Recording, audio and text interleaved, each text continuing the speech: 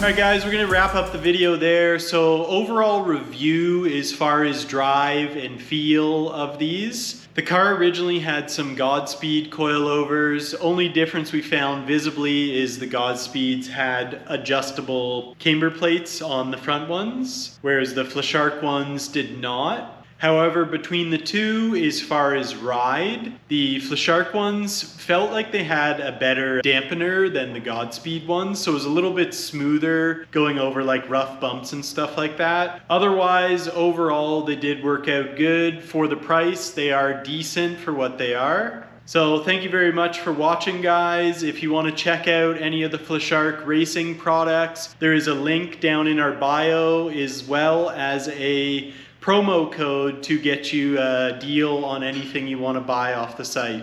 All right, till the next one,